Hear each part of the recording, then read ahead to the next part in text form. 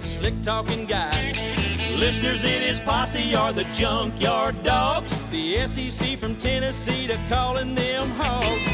From Gainesville up to Lexington to the Titan Tiger Land, nobody does it like Thom Abraham. You want me on that wall. You need me on that wall. Testosterone high today. Yeah, Tom's a man, he's got the plan, he's really got it made. What a wife he's got, she's smoking hot, check out the junkyard babe. When everything is said and done, no one can beat his show. He's a high-tech redneck, Tony Soprano. If you love sports without the fluff, he's got the master plan. Cause nobody does it like Thom Abraham, yeah. I guess I'm on here, am I on? Can somebody respond? And good morning, everyone, and welcome to a big Reaction Monday in the doghouse. Glad that you are with us today. It is Black Monday. It is Championship Monday. It's everything today. Plenty of room to get you in today on a day when history will be made. Either an unheard of, never to be eclipsed 8th national championship for Nick Saban. It will never be passed. Certainly not in our lifetime. All y'all walking the earth right now, there's nobody that's going to win 8 national championships. If it gets to 8, 7, nobody's going to win 7. And if it's not that, it's going to be the first for Georgia since 1980. So something has to give. Something has to give. It's the first one in 42 years for Georgia. Kirby Smart's first. Or it's the 8th for Nick Saban. Plus, when I was writing that this morning, the 8th, I had to go back and check again. I was like, no, wait a minute. 5 with Alabama and 1 with LSU. No, 6 with Alabama? He's got 7. It's one of those things that you go and you write and it looks stupid. Like, he's going for his 8th national championship. What is this, Division III? What are you, the South Dakota State coach? North Dakota State, whatever that team is up there, Bisons?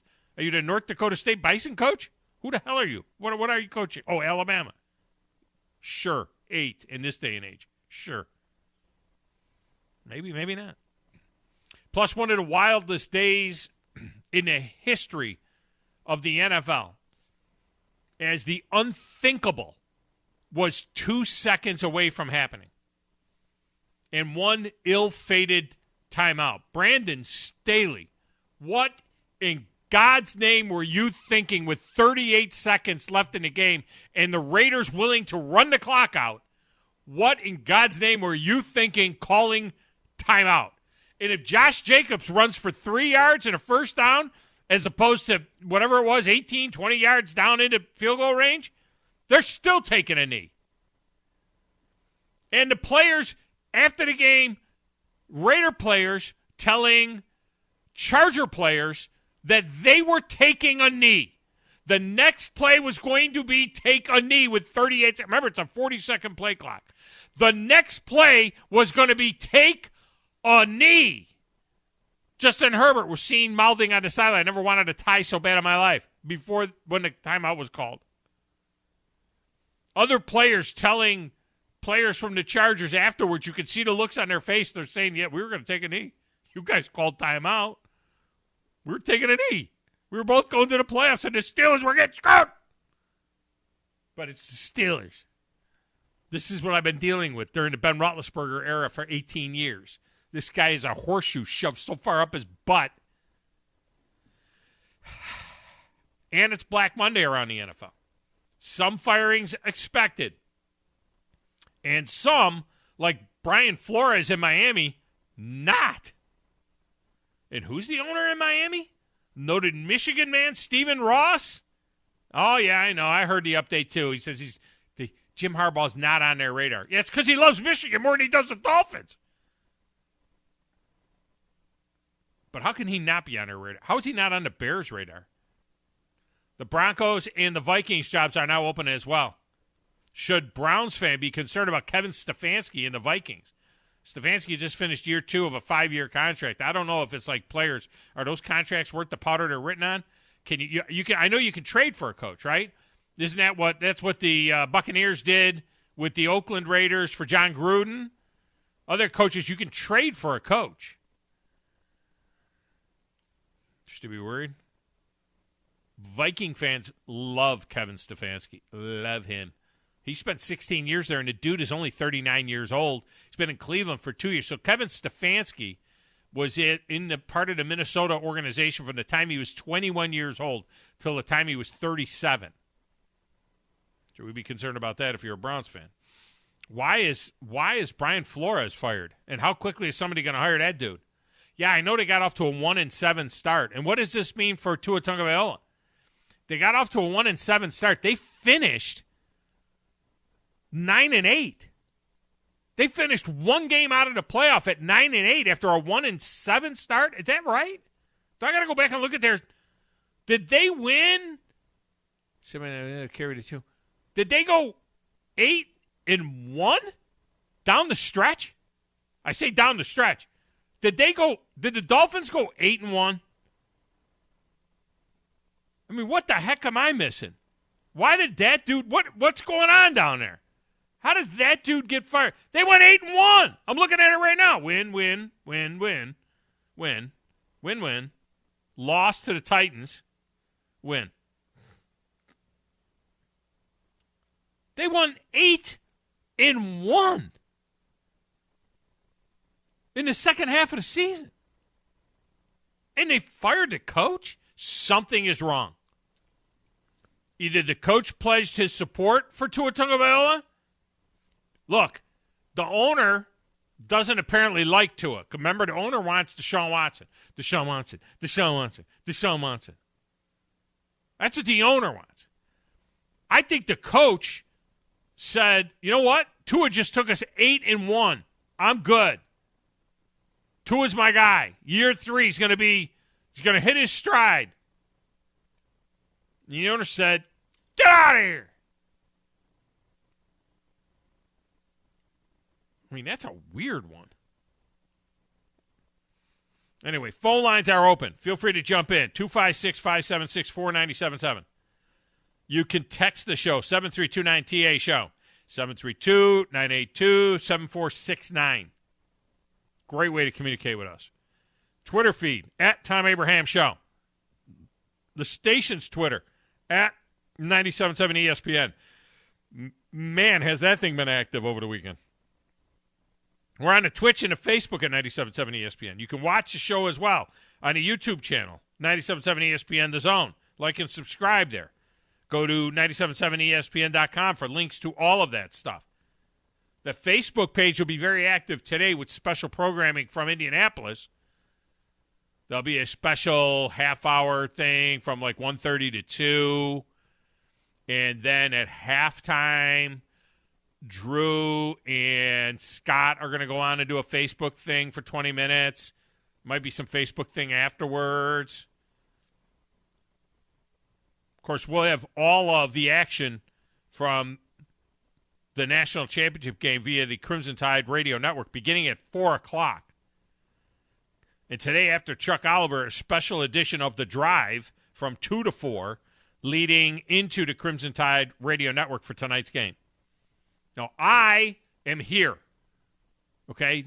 Dudes are up there. The Talking Ball and The Drive are in Indianapolis. Me, I am in the Big Dog Production Studio. See? Look, those of you that are watching on the TV, see? I'm right here. Me and Grizz and I are right here. I get that right? Grizz and I are here. It's all right. Don't feel sorry. Don't. Why did? Oh, no. I had a spot at the house. I just had a couple of things that I had to do back here. And I just waved and said, guys, have a good time. Have a great time. Now, on Friday, we rolled out our annual championship fecta. Okay? And since the game is tonight, you still have a chance to get in on that. There are 4 picks, all for tonight's national championship game. And I'm giving Chowa Champies and tickets to an upcoming Havoc game to the winner of this. But we also have a new grand trifecta going on that goes through the Super Bowl. The grand prize for that is a night in the TOC Sports Ice Suite at a Havoc game, hosted by the Junkyard Babe, myself, Grizz, You get 4 spots in the suite. We'll have some chow in there. First round is on me. So if you want in and you didn't get in on Friday, you're like, oh, I didn't get in on Championship Tuesday. You can get in today. You can get in today all the way up till 7 o'clock, but you get in today on the show. We're asking you, who scores first, Georgia or Alabama? For the game itself, Alabama plus 2.5. The over-under, 52.5 points. And the tiebreaker is who has more passing yards. Stetson Bennett the fourth, plus 80.5. Or Bryce Young. Bryce Young had 81 yards more passing than Stetson Bennett did in the SEC championship game. Bennett had 340. Yeah, he did. He had 340. Remember, he had 340. I know in your mind you think about that 41-24 and it's a beatdown, which, yeah, they had a pick 6, Alabama did. And it feels like a beatdown, but it's not like Georgia didn't have 450 yards offense in that game. Stetson Bennett threw for a lot of yards, 340 yards. Bryce Young threw for, 421 yards. So 81 yards more. So now the question is, if you think Stetson Bennett's going to have more yards passing, Stetson Bennett gets 80.5 yards against Bryce Young, who will have the most yards passing. That's your tiebreaker. So if you want in on that, you can do it via the text window at 732-982-7469. Or you can call the show, 256-576-4977. I want your take on everything you think is going to happen tonight. The first hour of the show is wide open. Wide open first hour of the show for a reaction to whatever it is you want to react to. At the top of the 11, Tom Luganville of ESPN is in with his thoughts on tonight's game, breaking down tonight's game. He, like me, is going to sit at home and watch it. He's not part of the MegaCast or the Cast-A-Mega or the radio or anything. He's sitting on his couch watching it, sitting in the Barca Lounger. After Lugs, former NFL Executive of the Year Jeff Diamond,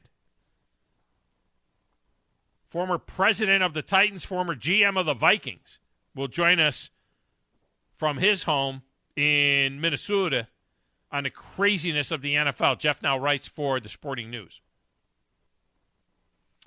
Now, as for tonight, a lot is being made about the history of teams who played in the regular season meeting again with a championship on the line. Now, over the past 50 years, in rematches in general, just rematches in general, teams play, they meet in a bowl game, whatever. 57% of the time, the team that won the first game wins the second game. But when there's a championship game rematch, when a championship is going to be decided, potentially decided or decided otherwise, the team that won the first game is 0-5 in the second game. Now, the two that we remember the most, because they happened in our lifetime, well, my lifetime, they all happened, but because I'm old as freaking dirt now. But I don't remember the first two. The two that we remember most are the last two. 2011, Alabama and LSU. Remember Alabama and LSU? LSU won the first one in Tuscaloosa 9-6. That was that slobber knocker that LSU couldn't move the ball. And then the overtime, the stupid overtime rule is they put the ball in the reds, in the 25-yard line. And so they got a shot at getting someplace where they couldn't get during the game. That's the game where Alabama missed, I think, 13 field goal attempts. Maybe it wasn't that many, but they missed Cade Foster, Australian, for wide right. Remember that game? And they came back in the national championship game, and they beat the brakes off of LSU. LSU never got past the 50-yard line. Alabama won 21-0. Never got past the 50-yard line. And then the other one we remember is in 1996 when Florida State in Florida played in the final regular season game at Doak Campbell at Tallahassee. Florida State won 24-21. Then they met in the Sugar Bowl, and there was all kinds of goofy stuff that happened that ended up how we ended up with the Sugar Bowl matchup. They ended up in the Sugar Bowl together. I'll explain that to you later. They ended up in the Sugar Bowl together, and Florida State wrecks Or Florida wrecks Florida State. The Gators hammered the Noles, like 52-24 or something like that. And they won the national championship. Florida State was the favorite in that first game. They were a slight favorite. This would be even more remarkable because Alabama's an underdog in both. They're an underdog in both.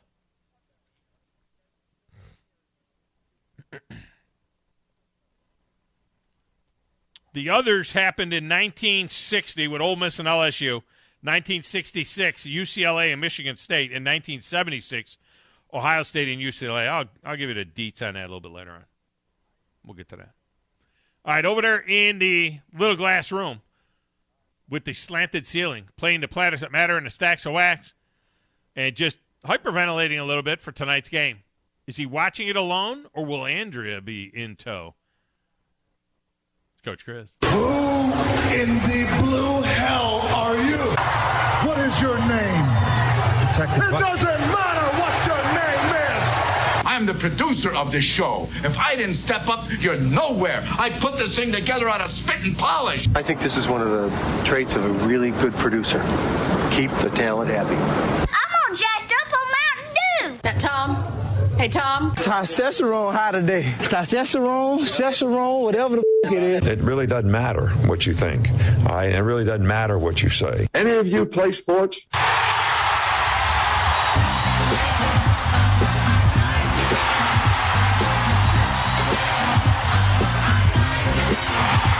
Hey, Grizzlicious. How you doing, man? I'm doing just fine, except for yesterday I wasn't doing just fine as I watched as the Falcons once again lost another game and just get absolutely just dismantled by a Saints team that doesn't have a quarterback. I don't even know what their identity is really on offense half the time. It's a team that I swear has I don't understand how they just get better after Drew Brees has left. But it is what it is. And no, they're not better. How did they get better? They missed the playoffs. They're somehow still better than the Falcons, man. Well, yeah, I'm talking about the way that teams play late in the year, finish out a season.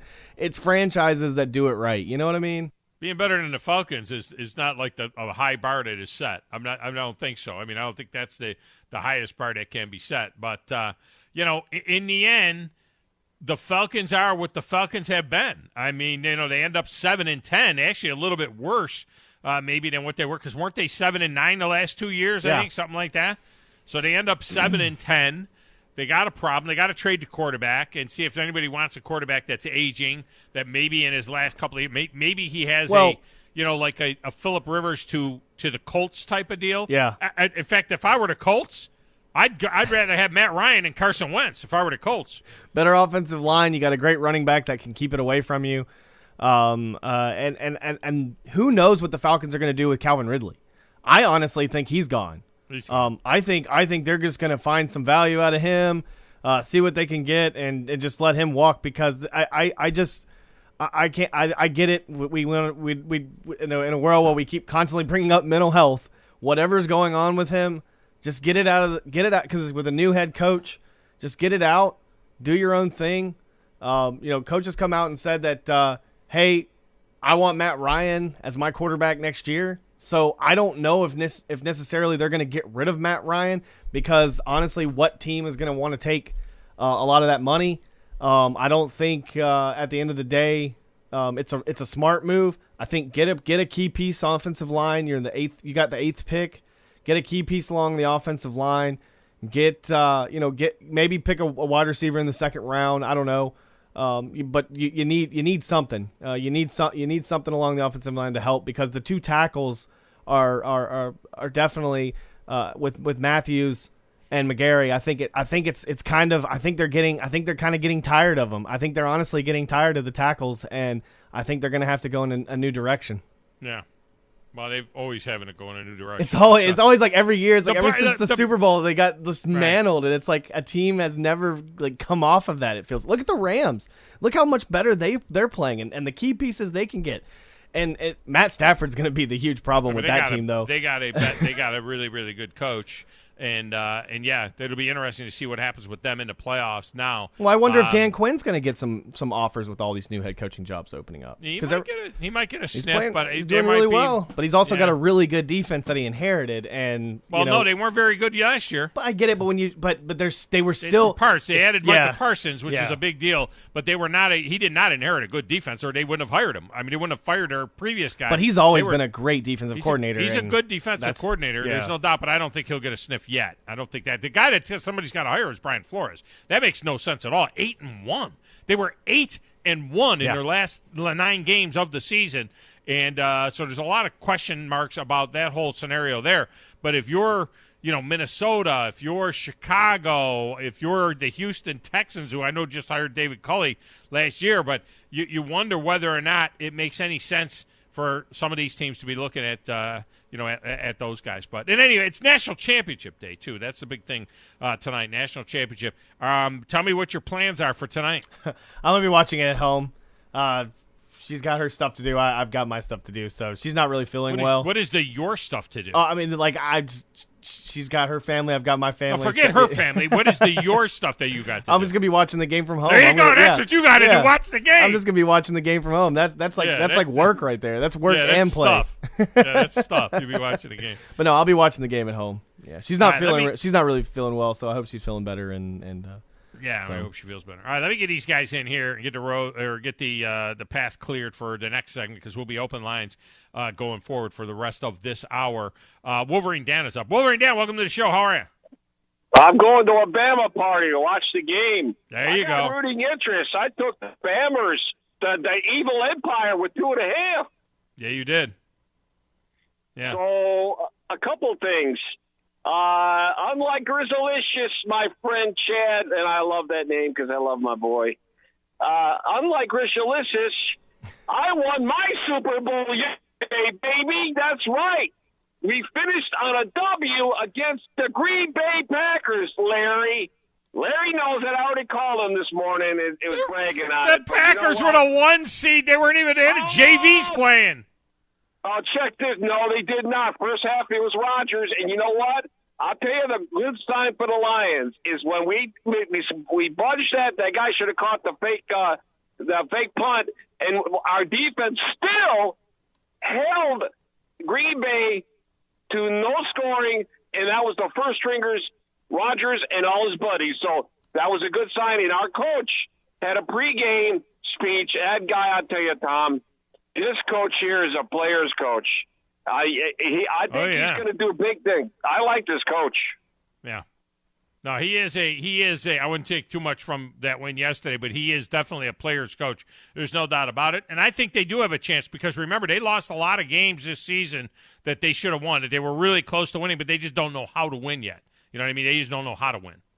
They're going to learn how to win. We got the second pick this year, plus we got another first-rounder somewhere in the first round because we traded for Stafford to L.A., and we got 2 first-rounders for the next 2 years. Yeah. So, they've got some picks. There's no doubt about it. Yeah. So we'll see what happens. And then we did beat the big dog. And, I threw you a bone because I was trying to collate my picks with Michigan. Yeah. And it worked out just fine because some of the Bammers got sick because I kept saying Michigan. Yeah, they did. And it was all worth it, Tom. So if I lose, it doesn't matter. I got what I wanted. Well, we're tied right now at 3-1 each going into tonight. I have Georgia. You have your Crimson Tide. We both have the game under, so this beat the big dog will be determined by tonight's game. Ironically, I have Georgia and you have Alabama in the game. We both had the Steelers. I had the Jags. You had the Colts. I had the Titans and lost with them because they didn't cover the 10.5. You had the Texans. We both had the Raiders last night. So it all comes down to tonight. Isn't that wonderful? The last pick of the year, it comes down to the last game Monday night, and I know you'll be in your cave with all of the fam, and I'll be with my buddies, knocking them down, mind you, because I don't have to work tomorrow. And I'll tell you, Tom, it's good to be just a football fan in general, and it's even better being down south because, Tom, you know as well as I do, nothing's better than being down south here, boy. I tell you what. And I'll add one more thing. The reason why, and you know it, and you got to admit it to me, one of the reasons why the SEC is good as they are, because a lot of people like me don't want to live up in that hellhole. Come down here, it's nice and warm, taxes are cheap, and the people are great. And I think the players are great. I think the speed. Yeah. I think that's an It's issue. sons and daughters from us. Yeah, From yeah. us. Yeah, it might be. Wait till you see my little grandson. You watch. I'm gonna send you some stuff. This kid's the natural. How old is he? He's a little kid. He's like six years old or so. All right. Well, we'll get see how he does. He looks like Barry Sanders when he runs. He's unbelievable. All right. Well, we'll see what he's got, man. Okay. All right. Well. All right. All right. Appreciate you. Hey, Happy New Year. Good luck tonight, my man. All right, man. Appreciate you. It's Wolverine Dan. Bama Chris at the text window. Tom, I can't see how Stetson Bennett is going to beat Alabama. I just think he's too limited as a passer. He looked great versus Michigan because Michigan couldn't stop the run. What do you think? I think he threw for 340 against Alabama with a George Pickens that was not 100%. And George Pickens is 5 weeks more healthy now. I think Stetson Bennett, I think Alabama can confuse him and they can pick him off, but he doesn't suck. Stetson Bennett isn't the guy who sucks like we thought he sucked in the past. If they did a movie about if they win this game, and believe me, I'm squeezing like crazy for Alabama, you know that. But if they win this game, they did a movie called American Underdog about Kurt Warner. The Stetson Bennett movie has to come out. And I was like, should be ready by next Tuesday. All right, North Dakota Dave, you stay right there. We're going to start with you on the other side. We got wide open phones for the entire first hour. So you've got 32 more minutes to get in. Second hour gets a little bit jammed up a little bit. So if you want in, 256-5764, 97.7 on 97.7 ESPN The Zone.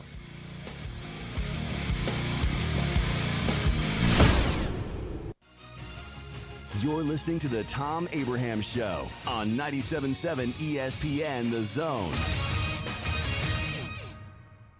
You know the crowd is ready. The top-ranked Alabama Crimson Tide. The third-ranked Georgia Bulldogs. You ready? The College Football National Championship, presented by AT&T.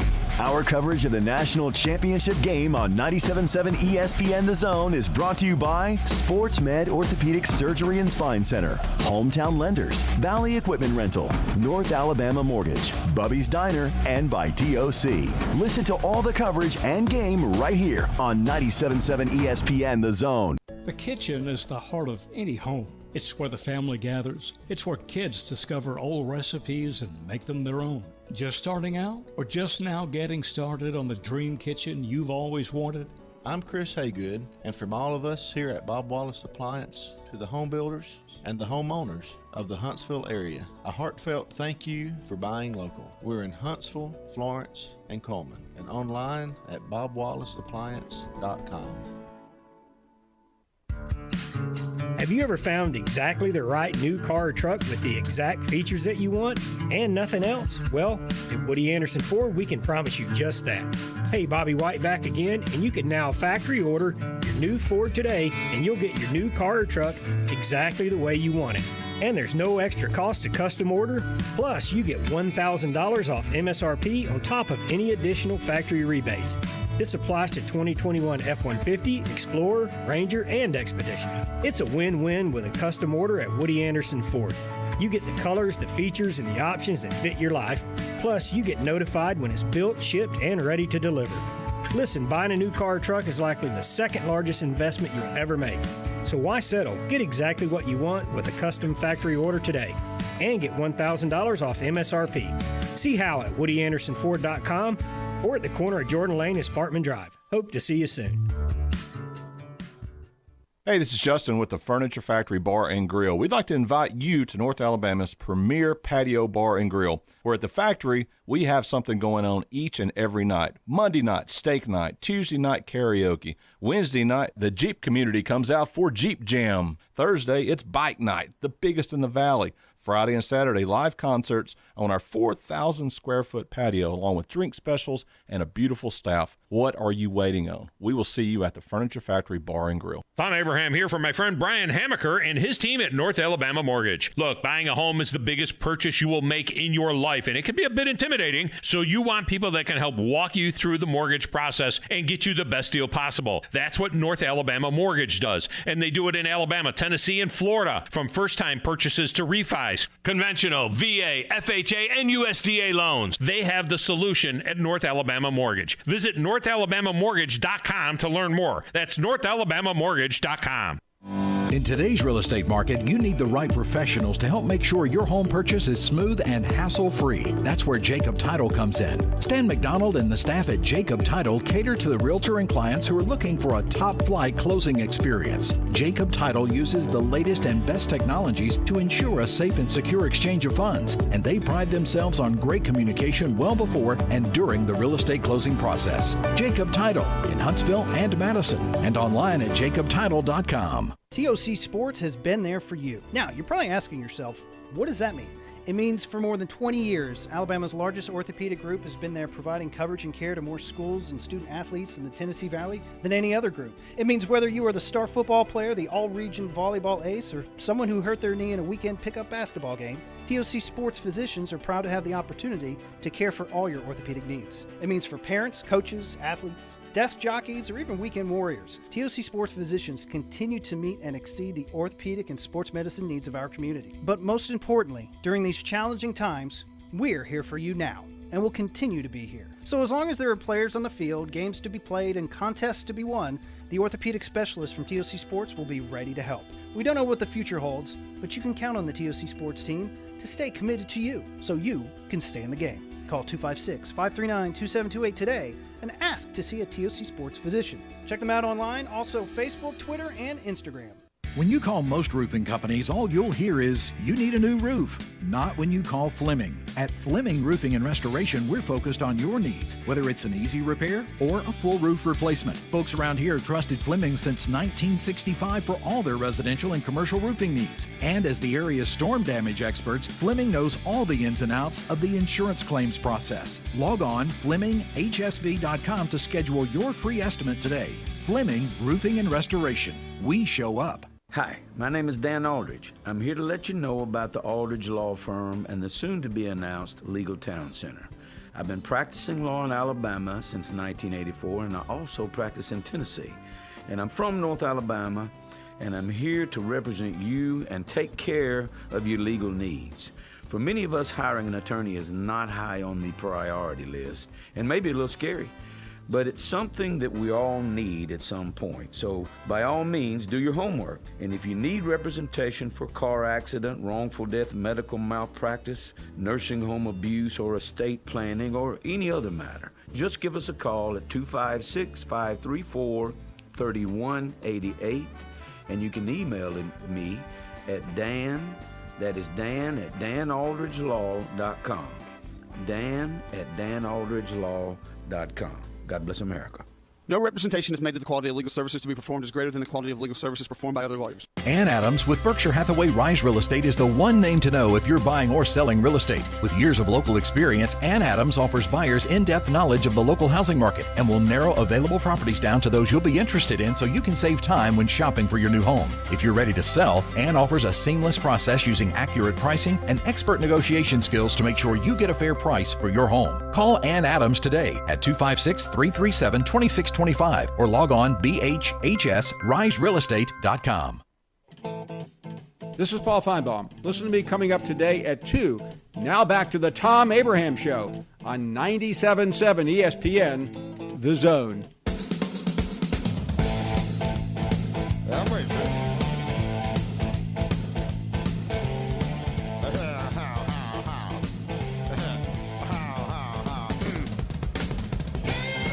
This segment of the Thom Abraham Show is brought to you by Valley Equipment Rental. Valley Equipment Rental has everything you need to get the job done like a pro at Valley Equipment Rental. They've got more skid steers and more excavators than anybody in the region. Anybody in the region. And you know what? If you're like, yeah, but how in the heck am I going to get that out there? They'll deliver it. They'll deliver it. Okay? Yeah, but I gotta pick up in a trailer. Okay, fine. You come by there, they'll check your trailer out, make sure it's safe, load you up, boom, off you go.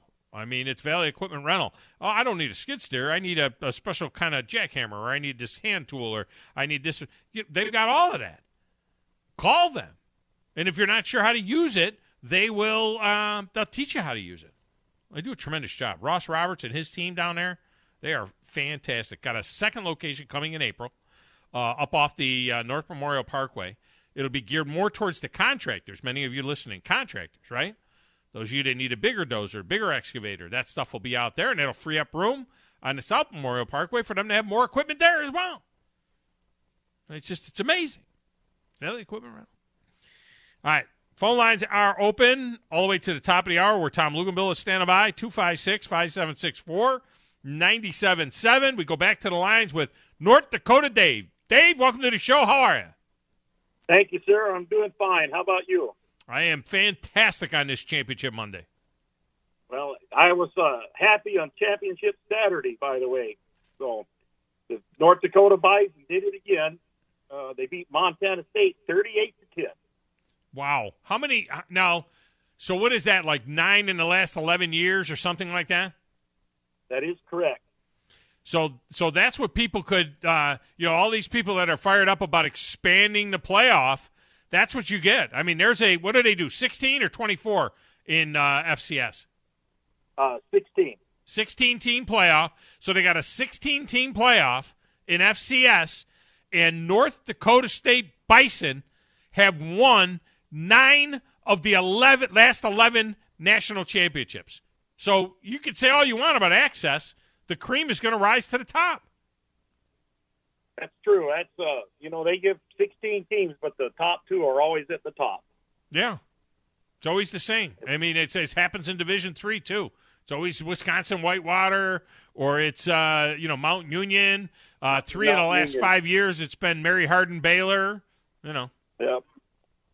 It's just they're just good. They're fun to watch. They just well coached and play hard. You'll see a couple of their linemen here next year. That one left guard they got is outstanding. I got to be honest with you. I screwed up. I missed that. The FCS national championship. For some reason, I thought South Dakota State won. But what did I miss? No. Maybe they called. Were they in the Final Four? Yeah. They were in the Final Four, and they lost to Montana State the week before. About 2 weeks ago. All right. And who did that in Montana? Who was the fourth team? Who did North Dakota State play to get in? I hit a mind blank. Hang on. Sam. No, it was not Sam Houston, but the other one that's moving up. Jackson. No. Not Jacksonville. No, it's their version of JSU, and they are moving into the one of the not the Power 5, but the other 5, the Group of 5. Yeah, the Group of 5. Yeah. It wasn't Jacksonville State though, right, Chris? Jacksonville No, State wasn't it in wasn't Jacksonville State. Who? East Tennessee? Pardon me? East Tennessee? Was it ETSU? No. Yeah. Well, they played ETSU. They had a bye the first round. They played them in the second round. Right. I wonder who they in any event, it just seems that part of the country is big in FCS football. You know what I mean? The Dakotas. Oh, they beat James Montana. Madison. James Madison. That's what it is. James Madison, yeah. I was looking at the wrong bracket. I apologize. They put the James semifinals Madison is next going, to the finals. What is James Madison going to? Aren't they going to the Sun Belt or something like that?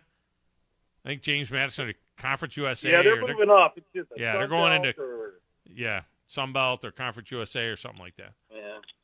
Rumor has it that NDSU got asked to go into the West, but that school's only about 12,000 kids. They just they don't have the compared to those bigger schools. So. NDSU? Yeah. That's a big school, 12,000 kids. That's about how many Alabama had when Nick Saban got there. Because when my son went there, they had about 12,000 kids. Now they got 30,000, but that's what they had about something like that. Hell, Notre Dame only has 7,000. Now that's true. Yeah. All right. I'm ready. You just got to tell me what they are. I forgot. I thought you were already in on it. Okay, hang on. No, let me get you in on this thing. All right. Who will score first, Georgia or Alabama? It all depends on who wins the flip. I'm going to say Alabama will score first. Alabama is still Alabama. All right. The game, Alabama gets 2.5 points. Yeah, I'm going to take Alabama. Under no circumstances will I be eating beans on Monday. Well, no, because the game's today, Coach. Over or under 52.5 points? I'm going to go under. I agree. And who has more yards passing, Stetson Bennett the fourth, plus 80.5 yards, or Bryce Young? Well, that'd be about, he got, 300 yards against 400 yards. He had 340 against Alabama last time, and Bryce Young had 421. So they were exactly 81 yards apart last time. Yikes. I'm going to go Bennett on this. I think they're going to see a heavy dose of Robinson tonight. All right, we got you in, Dave. Well, one last thing, and I can't take credit for this, but I heard this morning. I said, you know what the best thing about having a girlfriend from Georgia is? Not to expect a ring. I thought that was pretty funny. That's pretty good. All right, man, appreciate you. All right, have a good night. My son-in-law, who lives there in Huntsville, my son-in-law is the one that's married to Kelly, the singer. He is a big Georgia fan. Big Georgia fan. Georgia wins tonight. I'm never going to hear the end of it. He's a big Georgia fan, though. All right. Shane Sean is next. Shane Sean, welcome to the show. How are you? How would you not ever hear the end of it, even if they do win tonight, man? We've won the last 5 games against them. Yeah, but it'll be, I think 7, actually. But it'll be like he'll never shut up. You know what I mean? It'd be because they will won the national championship. They'll finally get through, and I'll have to listen to them. I'll be honest with you. If they do beat Alabama, they deserve to brag about it. They ain't done it since 1980. Right. They won a national championship. I'll listen to it for a little while. And this is the tweener. This is the tweener year for Alabama. Let's be honest. This is the tweener year. This is the year between, next year's. Yeah, this is a rebuilding year. If they beat us on a rebuilding year, who cares? I mean, I care, but. Yeah. Let them brag. So you want to get in? I want to get in on the picks. All right. Who scores first, Georgia or Bama? I'm going to take Georgia. I'm going to take Georgia to score first. Jordan! All right. Give me the game. Bama to cover and win. Alabama is still Alabama. Over or under 52.5? Over. And Stetson Bennett plus 80.5 yards or Bryce Young? So Stetson has to get 81 yards more than Bryce, correct? No. He has to have 80 or less because he gets 81 yards. So in other words, back in the when they played in the SEC championship game, Stetson Bennett had 340. No, but what I'm saying is if I choose Stetson, he has to get within 80.5. So he had 340 in the SEC championship game. Bryce Young had 421. Yep. So you would have gotten Stetson plus 80.5. So that would give Stetson 420. Bryce Young had 421. So he has to. So you get 80. Whatever Stetson Bennett gets, you tack on 80.5 yards. If I choose Bryce has to get 80 more yards. Yes, if you choose Bryce, one he has to get 81 more yards, like he did in the SEC championship game. I'm taking Bryce. Roll all over their ass. So he'll have more than 80. He'll have 81 or more yards than Bennett. So that's the deal. Yes, he will. Yeah. Which is what he did in the. This is like Christmas for us, guys. Let's go. It is. It is like Christmas Day. All right, man. Appreciate you. Grumpy is next. Grumpy, welcome to the show. How are you? Hey, man. Great. It's great to hear a fan from North Dakota. That's awesome. Hey, what was the punchline to that joke? Girlfriend from Georgia. What was the punchline? I missed. You don't have to worry about getting a ring, Chris. Is that what he said? Yeah, you don't have to expect a ring. You don't have to expect a ring. She won't expect a ring. Or she won't expect a ring. Yeah, that's what it was. Sorry, I ruined it. She won't expect a ring. Yeah. So the injuries to the right side of the line, the shoulder and the ankle, those have had a couple of weeks, so they're fine. 10 days ago? I mean, it was, and right now they're being very mum about it. The thought process is that Chris Owens, the right tackle who had the ankle, is good to go, but Ekiyor with the shoulder may not be. So the right guard may not be. But the kid that replaces him is a kid named J.C. Latham, who was the number one guard in the country last year coming out of high school. He's a true freshman this year.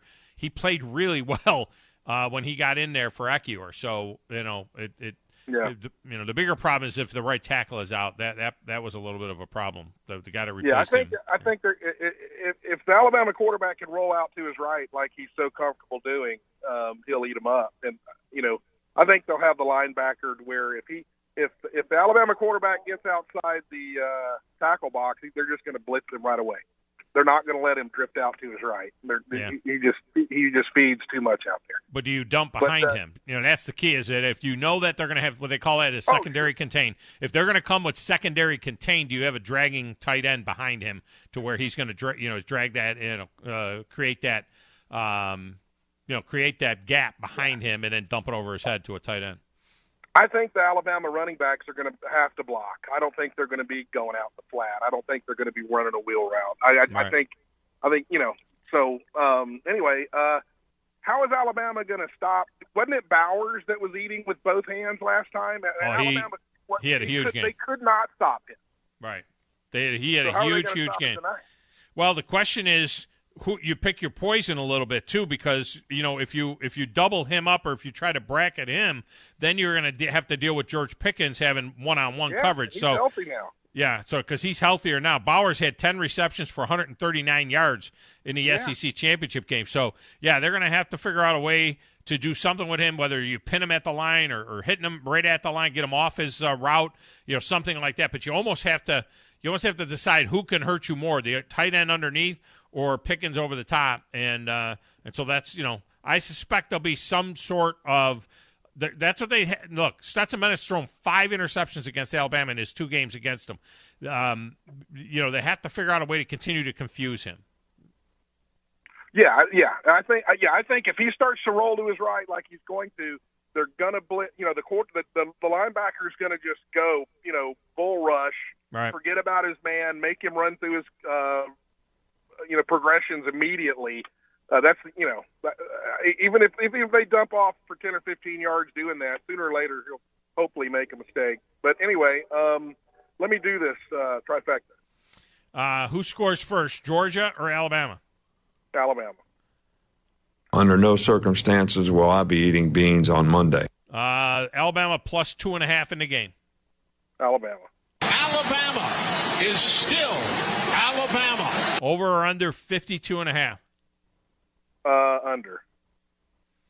And Stetson Bennett plus 80.5 yards, or Bryce Young. Georgia starts with 80 yards passing when the game starts, and the tight end is going to eat Alabama up again. Give me the Georgia quarterback. That's the smart play. I sure as hell don't want to play him again. All right, that's it. You got it. Thanks, brother. All right, man, appreciate you. Yeah, he did eat last time for 139 yards, but Alabama ended up with 81 yards more passing.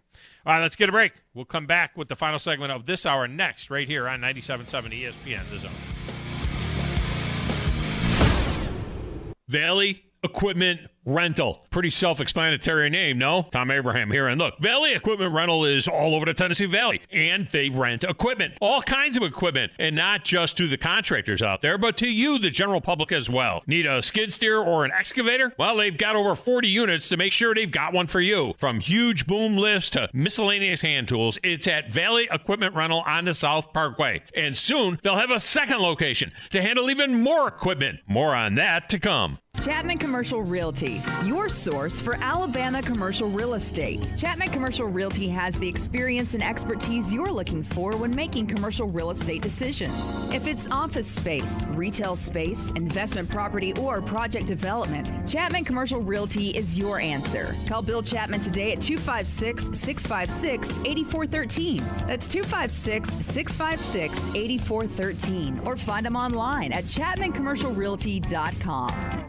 In 2 years, you can have a career that makes sense for you. Skill up and earn a living working with your hands, or work on the front line of computer information systems and cybersecurity. Get a degree that lets your healing heart take care of people. Help design and manufacture the most advanced cars, machinery, or even aerospace components. In just 2 years, great careers are within your reach at Drake State Community and Technical College. Visit drakestate.edu to apply. Orange is the color of power, of progress, the color of Kubota and Huntsville Tractor and Equipment. Those who need to get things done, trust Kubota's L and M Series tractors, zero-turn mowers, the fun sidekick, from one of the top dealers in the country. More than 50 years of family service, every part in the book, and folks who know what to do with them. You'll be seeing orange with Huntsville Tractor and Equipment. Come on, let's go to work. TOC Sports has been there for you. Now, you're probably asking yourself, what does that mean? It means for more than 20 years, Alabama's largest orthopedic group has been there providing coverage and care to more schools and student athletes in the Tennessee Valley than any other group. It means whether you are the star football player, the all-region volleyball ace, or someone who hurt their knee in a weekend pickup basketball game, TOC Sports physicians are proud to have the opportunity to care for all your orthopedic needs. It means for parents, coaches, athletes, desk jockeys, or even weekend warriors, TOC Sports physicians continue to meet and exceed the orthopedic and sports medicine needs of our community. But most importantly, during these challenging times, we're here for you now, and will continue to be here. So as long as there are players on the field, games to be played, and contests to be won, the orthopedic specialists from TOC Sports will be ready to help. We don't know what the future holds, but you can count on the TOC Sports team to stay committed to you, so you can stay in the game. Call 256-539-2728 today and ask to see a TOC Sports physician. Check them out online, also Facebook, Twitter, and Instagram. For over 20 years, Audio Insight has been designing and installing systems that integrate today's technology into homes and businesses all over the Tennessee Valley. At Audio Insight, they don't provide one-size-fits-all system solutions. Instead, they design your system from the ground up based on your valuable input. By working closely with you, Audio Insights can ensure that your system will meet your performance, budget, and aesthetic needs. Visit the showroom at 1229 Putman Drive off Jordan Lane and experience some of their fine products firsthand. Visit audio-insight.com to learn more. Who hasn't felt protective lately of our families, our communities, our resources? In times like these, we all fight to make sure our people are safe. But at the American Cancer Society, our people, our community, our family is made up of millions of cancer patients and their families. So keeping them safe takes everyone's help. During COVID-19, help us keep vital resources available to cancer patients. Please donate to the American Cancer Society at cancer.org. This is Wes Neighbors talking to Chris Haygood of Bob Wallace Appliance. Chris, what sets you apart from other appliance dealerships? Wes, these appliances are going into the most used room in your house, your kitchen. The way we have these appliances displayed, it's easy for you to visualize how they'll look in your home. Wes, what sets us apart is the people. They're well trained. In fact, they live and breathe these appliances. And if you need service, you'll really appreciate our parts department. Contact Bob Wallace Appliance at 256-533-2121. When we say local, we mean local, not Birmingham. Loser. We are the only sports talk station in Huntsville. It's all right here. 97.7 ESPN, The Zone. You've got a magical glow.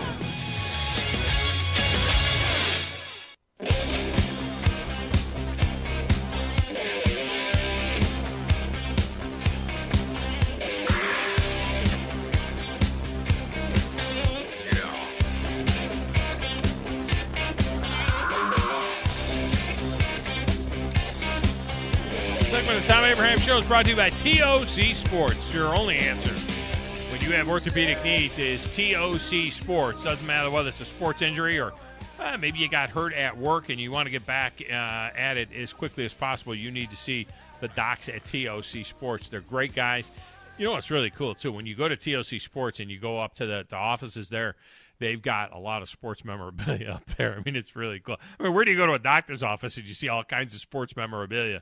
Well, you see that at TOC Sports. The rehab facility is phenomenal as well. It's the Orthopedic Center. It means exactly what it says, the Orthopedic Center.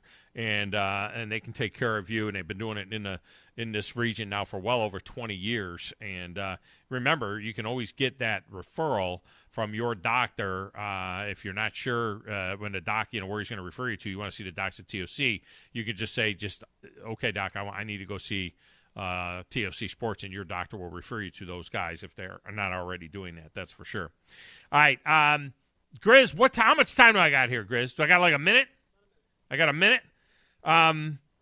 It's interesting. I talked about all of the history of teams playing a second game against, for the national championship against the team that they played earlier in the year, and it's 0-5. 1960, it was the Sugar Bowl.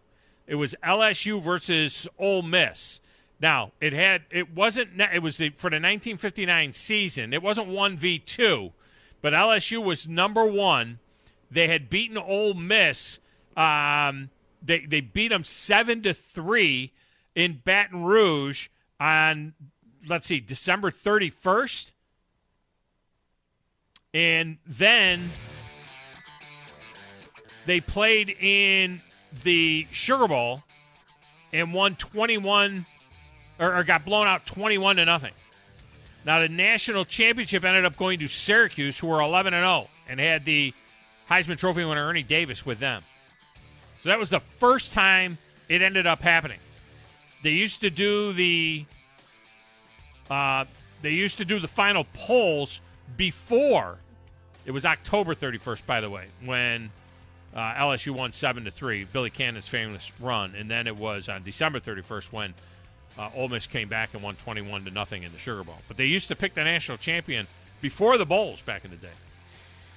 All right, we'll grab a break. When we return, Tom Luganville joins us from ESPN right here on 97.7 ESPN The Zone.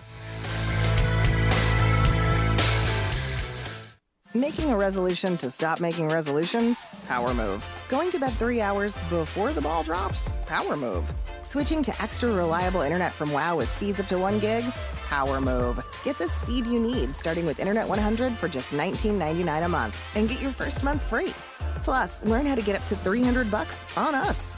Sign up at wowway.com today. Wow. Limited to new customers with autopay and paperless billing. Offer subject to change. Restrictions and terms apply. Ann Adams with Berkshire Hathaway Rise Real Estate is the one name to know if you're buying or selling real estate. With years of local experience, Ann Adams offers buyers in-depth knowledge of the local housing market and will narrow available properties down to those you'll be interested in so you can save time when shopping for your new home. If you're ready to sell, Ann offers a seamless process using accurate pricing and expert negotiation skills to make sure you get a fair price for your home. Call Ann Adams today at 256-337-2625 or log on bhhsriserealestate.com. In 2 years, you can have a career that makes sense for you. Skill up and earn a living working with your hands, or work on the front line of computer information systems and cybersecurity. Get a degree that lets your healing heart take care of people. Help design and manufacture the most advanced cars, machinery, or even aerospace components. In just 2 years, great careers are within your reach at Drake State Community and Technical College. Visit drakestate.edu to apply. At Mr. Sparky, we're America's on-time electrician. Flickering lights and hot switches can be annoying, but they can also signal a major problem, or worse, an electrical emergency. So play it safe and leave it to the experts at Mr. Sparky. Trust our team of professional, clean, and friendly electricians. We'll get it done right and get it done safely. You don't have to put up with any malarkey. Call 888-8-Sparky. Independently owned and operated, licensed in the respective state or county. Hi, my name is Dan Aldridge. I'm here to let you know about the Aldridge Law Firm and the soon-to-be-announced Legal Town Center. I've been practicing law in Alabama since 1984, and I also practice in Tennessee. And I'm from North Alabama, and I'm here to represent you and take care of your legal needs. For many of us, hiring an attorney is not high on the priority list, and maybe a little scary. But it's something that we all need at some point. So by all means, do your homework. And if you need representation for car accident, wrongful death, medical malpractice, nursing home abuse, or estate planning, or any other matter, just give us a call at 256-534-3188. And you can email me at dan That is Dan at danaldridgelaw.com. Dan at danaldridgelaw.com. God bless America. No representation is made that the quality of legal services to be performed is greater than the quality of legal services performed by other lawyers. WZZN, Union Grove, Huntsville, Alabama. 97.7 ESPN, The Zone. This is SportsCenter. I'm Christine Lisi. Breaking news: coaching changes in Miami, Minnesota, and Chicago this day after the NFL's regular season ended. A stunner as the Dolphins fired coach Brian Flores. ESPN's Jeff Darlington reporting that GM Chris Greer will remain in Miami in his current role. Despite speculation, owner Stephen Ross is interested in hiring Michigan's Jim Harbaugh as coach. Ross said the Dolphins aren't targeting him. According to ESPN's Adam Schefter, Flores now expected to be a prime candidate for head coaching consideration during this next hiring cycle. Bears and Vikings both cleaning house. Chicago fired coach Matt Nagy as expected and GM Ryan Pace. Minnesota fired both coach Mike Zimmer and GM Rick Spielman. Zimmer not expected to return for a ninth season.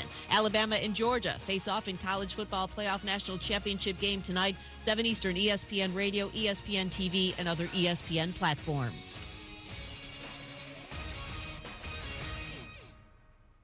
Leading the way for sports talk in North Alabama. Winning is the only thing that matters. Thank you. Yes, amen, I say yes. 97.7 ESPN, The Zone. You need to be more like a dog. Like what you guys are doing. You've got your fingertip on the pulse of your listeners. You guys know what they're talking about. Be a dog. God bless the show. You are the Messiah. We need more dogs. This is the best show on radio. The big dog, Thom Abraham, is here with you. Hey, I see you. I see you, dog. So settle in and get your bark on. That's my dog. Now live. Here he is, the big dog. Let's go, baby. Thom Abraham. How you doing? How you doing? How you doing? How you doing? How you doing? How you doing? How you doing? Look, I don't speak Spanish. I don't know how to say this, so I'm going to choose my words very carefully. I think you're a psycho. Do you know who I am?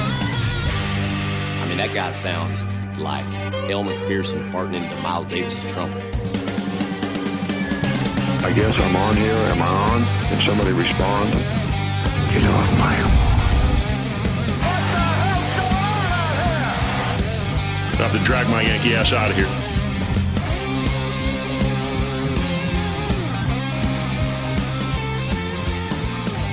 And welcome back, Thom Abraham Show. This segment of the show brought to you by Woody Anderson Ford. That's right, the service department at Woody Anderson Ford is second to none. They can take care of your vehicle. They can take care of any vehicle. That's just how good they are down there. And the gold certified rigs as well at Woody Anderson Ford. You know, you might want to think about that. Go to WoodyAndersonFord.com and look at the inventory there. When I decided it was time to get a new car for my wife, that's where I went. I found that white Mustang ragtop, and I called down there to Brian Williams. I said, hang on to that car. We're coming to get it. And that's exactly what we did, and that's what you need to do. It's Woody Anderson Ford, Woody Anderson of Madison, and they bring us Tom Luganville as they do each and every week, and he joins us now on the Neighbors Wealth Management Hotline. Lugs, welcome back. How are you? I'm good, man. Merry Christmas, Happy Holidays, all that good stuff. Yeah, Merry Christmas, Happy New Year. We're gonna not talk to you until after the New Year, so after the college football semifinals are played out. But man, what a busy week you've got next week. You've got your championship fecta. We'll reset that for you in a few moments, but how about setting this game up tonight with ESPN's Tom Luganville? He's brought to us by our good friends at Woody Anderson Ford. They've been bringing us Lugs for 4 or 5 years now. And, of course, at Woody Anderson Ford, you don't have to have a Ford to get service in the service department.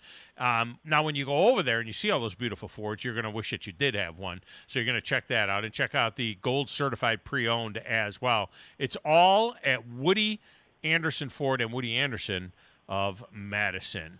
Well, Lugs, it's Championship Monday. Welcome to this show. Lugs comes to us on the Neighbors Wealth Management Hotline. Happy Championship Day, Lugs. Thank you, man. I appreciate it. I'm actually, I have a rare day off today. I'm actually going to watch it and enjoy it. I don't have any megacast duties. I don't have to be on site. This is fantastic. I got to be honest with you. Our whole crew is up there. I mean, Wes Neighbors is there, and Drew Darman is up there. And of course, Scott Tyson and Steve Moulton. They're all up there. I stayed behind. I'm anchoring from back here. And it doesn't really suck. First of all, it's about 8 degrees up there. Secondly, I know. It doesn't suck. Doing it from back here, and with all the MegaCast and all the different options and the ways of following the game and so on. It's I don't want to take away from being at the events. Been there, done that, and okay, not to do it this year for me.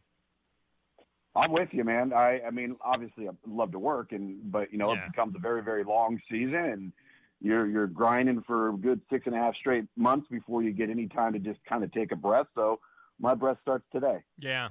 It's funny. There's been a lot of talk about, because here we go again with 2 SEC teams and let's expand this thing and you got to have more access and so on and so forth. And I tried to spend some time last week reminding people that what the college football playoffs look like in the divisions that have full, 24-team, 16-team type playoff fields. And FCS and Division III, there was a time at Division III where Whitewater and Mount Union played 7 straight years for the championship game. You got to be careful what you ask for, right? I mean, if we have too much access to this thing, all that's going to end up happening is you'll have SEC teams in there every single year, and it may be the same ones. Yeah, and you might end up with 4. I mean, at the end of the day, that could be a distinct reality. And to be honest with you, though, this trend that we're seeing and the talk of expansion, if all of these players start opting out or continue to opt out, the expansion is going to become more about preventing opt-outs than it is about inclusion. The expansion is going to be more about the Chick-fil-A Peach Bowl having a game that people are going to care about with the 2 marquee players actually playing in the game. Yeah. So I think that's another thing in all of this is the opt-out side of it, and we've devalued the bowl system so much that what used to be viewed as a reward and a privilege is now, okay, well, I don't need to play in that game. So how do you get their attention back? How do you get college players that maybe moving on to the NFL draft or departing early and foregoing their senior year? How do you get them to care about playing? Is it providing the opportunity that you say, okay, well, you're going to have the opportunity to play for a national championship by expanding the playoff? You know what the reality is? I think that would actually lead to more opt-outs, and here's why. You're going to be asking them to not play in 1 game. You'd be asking them to play in at least 3. Yeah. That's not going to entice them to play. Could you – I mean, most of the conferences want to maintain their conference championship game because that's a cash cow. Could you see a reduction in the regular season to 11 games, go back to where we were 15, 20 years ago, or could you see the elimination of conference championship games if we were to go to expanded playoff? No, too much money in conference championship games, but I could see a reduction back to 11 regular season games. And then don't reduce the length of the season. Keep the extra week in there for an extra bye for everybody. Yeah. Because if you're going to ask these guys to do this is going to be a really, really, really long run, and you're going to have to be at your best. You're going to have your best bodies available, and so you're going to have to rest them. I mean, bottom line, you look at the FCS playoffs, and how they've expanded, and when I played in the FCS playoffs, it was 16 teams. And if you got to the championship game, that was a pretty long grind. I mean, it was almost half of the season.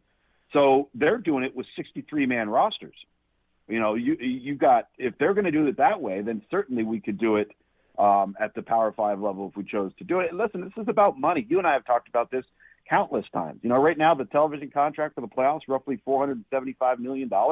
This thing would be over $1 billion with a B. That's all this is about. It's about money. Yeah, and in Division III, where I coached, they play a 10-game regular season, and they have a full 24-team playoff, and they have that, and then they still have bowl system type thing, extra game type deal for the team, an 11th game for teams that don't make the playoffs. Sure. But that's the way that goes. Tom Luganbill with us here, talking a little bit about what's going on, and now the Muckety Mucks all met on Saturday, the college football guys, and they're talking about all the different things and so on.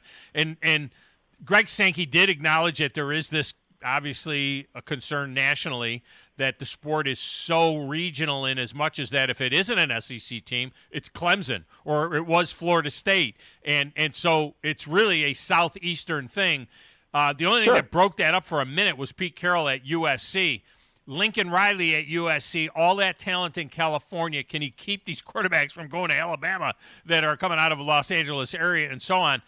Could this turn the worm a little bit? Can Lincoln Riley put USC back on a national picture within a couple of years, do you think? Not unless all of the parents of offensive and defensive linemen decide to move to the West Coast. Wow. Because there's no linemen, Tom. It's and when I say that, I mean there are no linemen. When we go to our camps and combines each and every spring and summer, and we're in Dallas, and we're in Orlando, we're in Miami, we're in Atlanta, Houston, what have you. Then you go out to L.A., and it's like comparing a Power 5 roster to an FCS roster when it comes to linemen. There's no available linemen. So when a Kayvon Thibodeau comes out of there, that's one guy. Well, in the SEC, how many? I mean, there's 5 Kayvon Thibodeaus playing, right? So that's going to be the challenge for Lincoln Riley. Is there's going to be skill guys, there's going to be quarterbacks. That's fine. He's going to have to go national for linemen. He's going to be left with no choice if he wants to close the gap and get SC back to where they feel like they deserve to be. Then that part of it's not happening in the state of California. He's going to have to go into other people's backyards, and obviously that's going to create challenges because the further you are away from home, the harder it is to recruit them. All right, there's a movie out right now, the Underdog, American Underdog, about Kurt Warner. Yeah. If Stetson Bennett IV wins this game tonight, do they have to make a movie? Because, I mean, if you go back, we're kind of forgetting. I mean, everybody knows the story. Walk on, he's 5'11", he looks like your paperboy next door, all of that kind of stuff. But his journey from being a Georgia fan, growing up as a kid and so on, his journey, though, through the JUCOs and the transfers and everything else, it really is amazing. Is this one of the great – because I don't think he's a pro quarterback at all. Is this one of the great college football stories of all time if he finishes this deal tonight with a championship? Oh, I think it would definitely be in the discussion, but I think the other part of the discussion, too, is how are you Georgia and can't recruit a quarterback? I mean, when you really think about how good the University of Georgia has done in recruiting and the caliber of player that they're playing with right now, and they have completely whiffed at quarterback. Well, wait a minute now. Is it recruiting one or is it developing one? Because they had for Jake Fromm was he was a very suitable college quarterback. Yeah, he was a functional college quarterback, right? But they had Justin Fields in there. Didn't know what the hell to do with him. They brought in JT Daniels, who was a 5-star coming out of high school, and they couldn't figure out how to get him right, to play and so on and so on. Is it a matter of bringing them in, or is it a matter of them not being able to develop a quarterback? Has he not had a guy that can that could develop a QB there? I don't think they've brought in very talented guys, to be honest with you. I mean, when you're Georgia and you're recruiting DeQuan Mathis, that's not good enough. And they've had 2 or 3 other guys in the last few classes too that they're just guys. I mean, it's really mind-boggling to me. And you get JT Daniels as a transfer. The timing thing of the Justin Fields deal, I don't blame Kirby Smart one bit on that. If he inherits a quarterback, right, that takes them to the national championship as a freshman, what are you going to do? Put him on the bench? I mean, the timing of that just was just unfortunate. Right. And Justin Fields did what he probably had to do, and it worked out for him. But since that time, the recruitment of the quarterback position, as strong as they've recruited all of these other spots, that position has been really, really poor. And I think that's, one of the things tonight is, the difference between Bryce Young the first time around and Stetson Bennett is Bryce Young did not turn over the ball and he took no negative plays. Right. Stetson Bennett turned over the ball and took negative plays. I mean, that at the end of the day, it's as simple as that. And so in order for Georgia to beat Alabama tonight, they're going to need Bryce Young to not play very well, and Stetson Bennett can't turn over the ball. Bryce Young not to play very well, or the Georgia defense to heat him up. I mean, because we saw what happened against Cincinnati and against Auburn. If you heat him up, now he still came up with the big drives to win the football games when he needed to. But how does Georgia get the pressure that they did not get 5 weeks ago? Because that was the story of that game. They didn't even get his flag. I mean, he stood back there completely clean. How does Georgia dial up the pressures and protect their DBs? Because if you give him 3 seconds, he's gonna rip apart that defensive backfield of Georgia. Well, he is, and the bottom line is you can't. If you go back and you watch the first time, there were so many coverage busts, and I think personally, Georgia got too cute and tried to do a little too much and felt like, okay, well, we got to have this little wrinkle. We got to have this little package and adjustment. And then you come off of the game, if you're Kirby Smart, you're going, why didn't we just line up and play? Like, let's not overcoach this thing. We don't have to get cute. We have as good a players, if not better, than they do. So let's just line up and play. And I think you'll see more of that tonight. I think you'll see a lot more man defense. And I think the question when it comes to pressuring Bryce Young is they've got to decide how to pressure him in the sense of if they think he has a weakness or they think that there's an area that they can exploit, how do you push him into that? All right, so let's just say the ball's on the left hash and you're saying, okay, do we pressure him up the middle? He's not very tall. He's not very big. Could we obstruct his view of the field so that maybe we force him to hold on to the ball a little bit? The ball's on the left hash. Hey, let's not let him get out of the pocket to the right side. If he's going to evade in the pocket, let's push him into the boundary. So now we use the sideline as the 12th man. They've got to figure out where they think he's vulnerable in their pressure package. It can't just be random pressure packages and, we're going to come on the outside in this play and we're going to come in the A-gap on this play. I think it has to be very, very calculated and designed based off of where they think he's vulnerable. And, I don't know what that is, but I guarantee you it's been studied a lot leading into this game. And so, yeah, if you're going to die, let's go down swinging, right? If you're Kirby Smart, if you're going to sit there and say, we're not going to sit back here and play zone defense and let this guy pick us apart. This is for all the marbles. We're either going to win it or we're losing it, and we're going to turn our kids loose and let them go. So you're going to do a fake punt from his own 37-yard line and have everybody talk about that? I don't know if we'll do that again. I won't panic that. I know. Tom Luganbill with us here talking about tonight's national championship game. Wouldn't you say that was part of the story of Alabama's defense becoming – remember going into the season, it was like, this is going to be the best Bama defense in 10 years. And it really wasn't for a long time, and now it looks like it's the equal of Georgia. It seemed like a time came, and whether it came from Nick Saban or whether it came from Pete Golding, I don't know, but it seemed like a time came when they said, you know what? Let's just line up properly. Let's get lined up properly, and then play loose. You can play free because you're not overthinking it. It feels like Alabama at some point in time near the back half of the season said that same exact thing. We're just going to get lined up and let our athletes play. Yeah, I mean, you're sitting there. You've got superior players to everybody else. So why are you overcoaching everything? If we're better than you, then if we just play and not make mistakes, we're going to win, period. I mean, it's that simple. Now, in a matchup like this, where talent is fairly equitable, it will come down to turnovers, penalties, and the kicking game. It always does. It always comes down to those three areas. But, it's interesting. You were asking about Georgia pressuring Alabama. Okay, well, then what's Alabama's counter to that? I think the counter is tempo, because what you want to try and do is you don't want to allow Georgia to be able to substitute on defense, because if you don't substitute on offense, you can go as fast as you want, and you don't have to allow them to get personnel on the field. That's number one.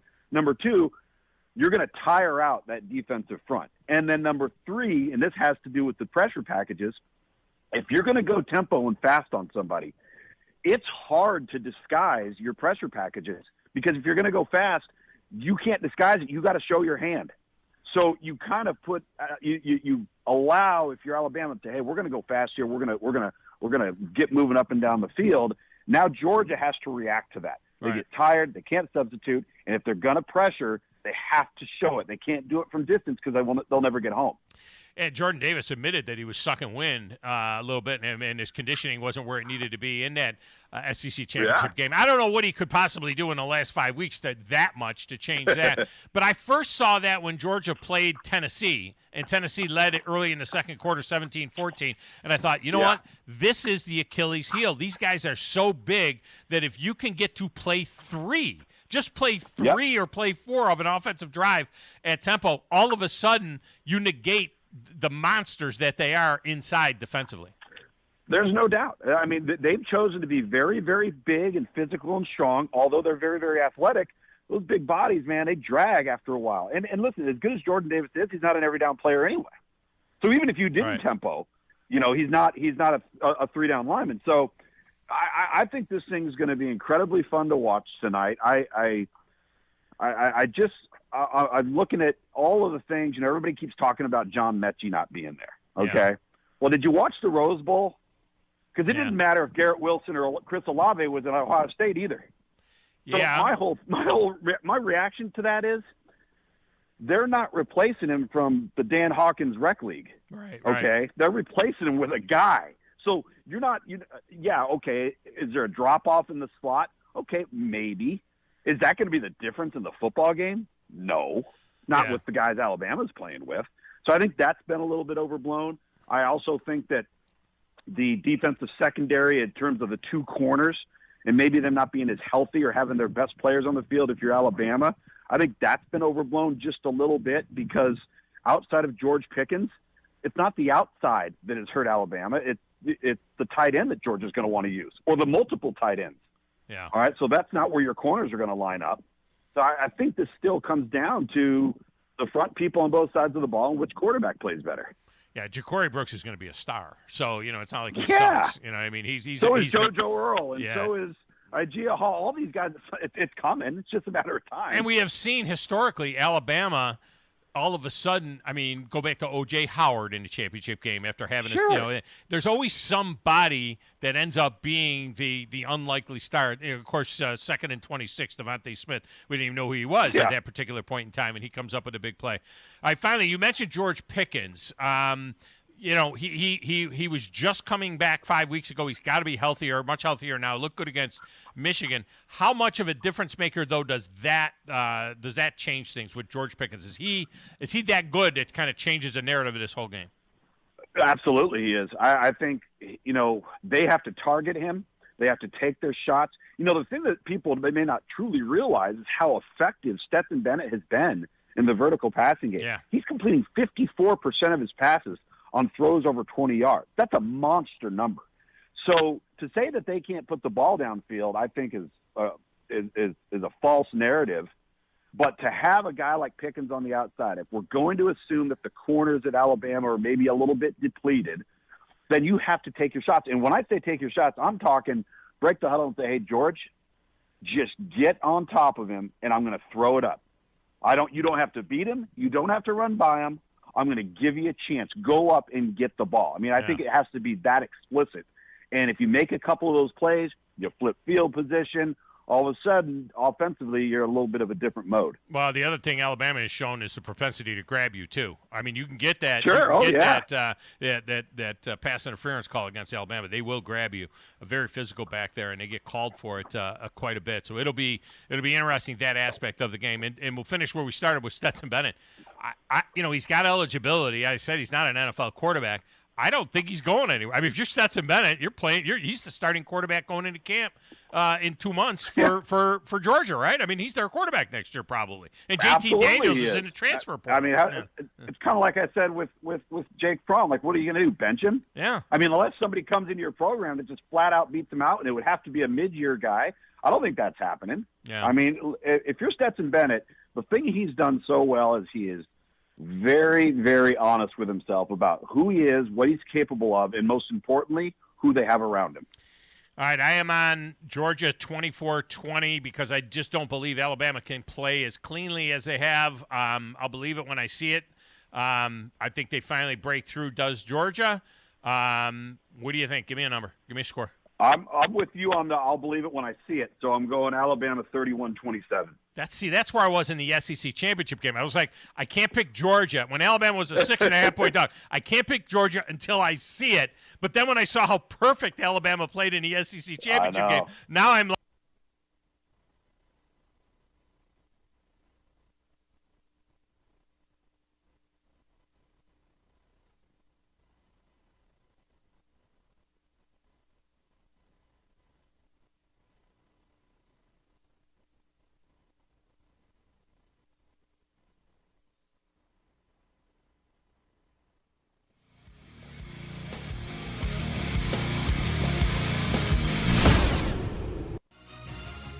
You're listening to the Thom Abraham Show on 97.7 ESPN The Zone.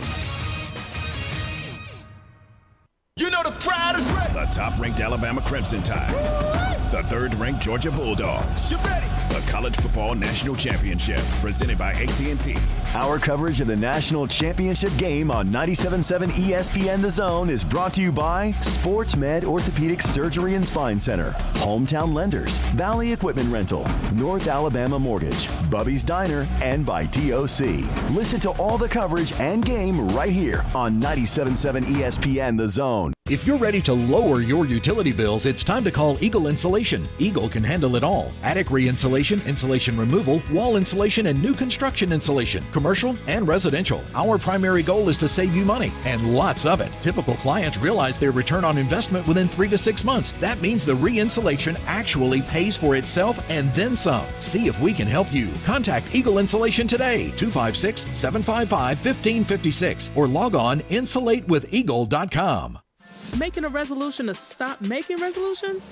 Power move. Going to bed 3 hours before the ball drops? Power move. Switching to crazy fast gig speed internet from WOW? Power move.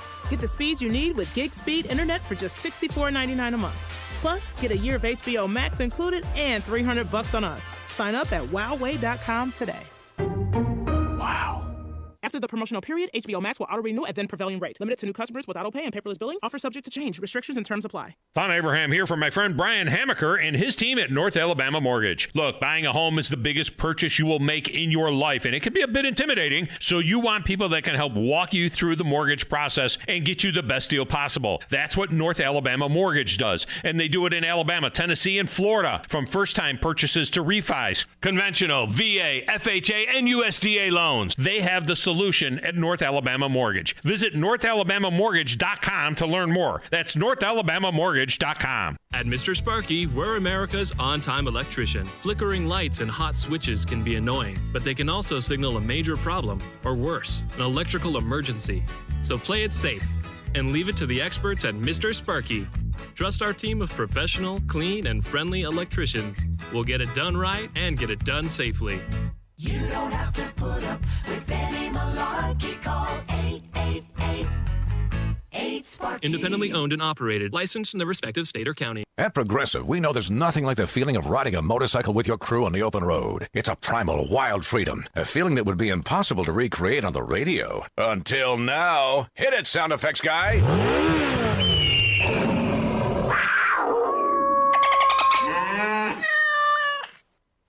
No. We really lost our stride at the end there.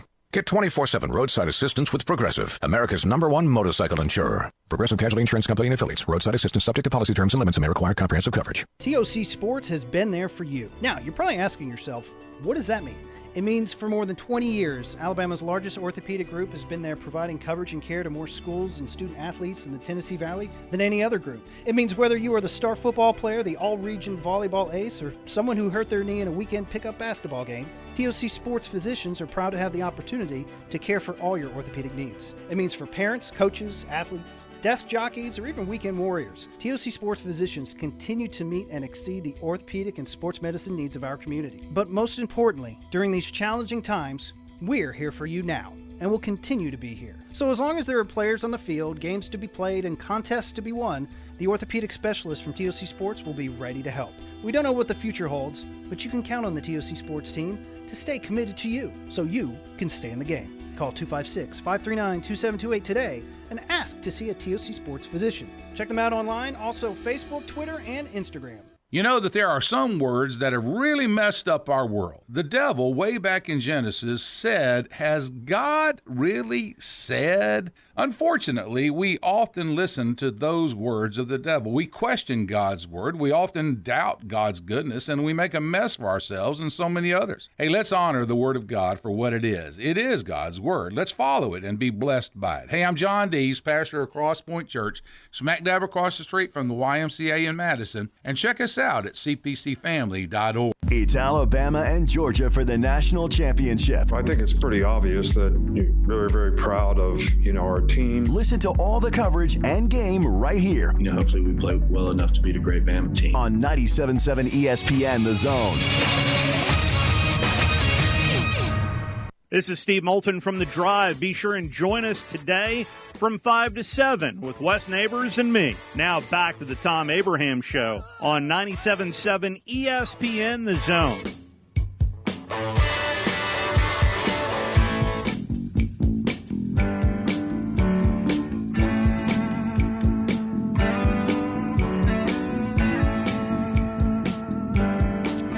segment of the Thom Abraham Show is brought to you by North Alabama Mortgage in Tennessee, Alabama, Florida.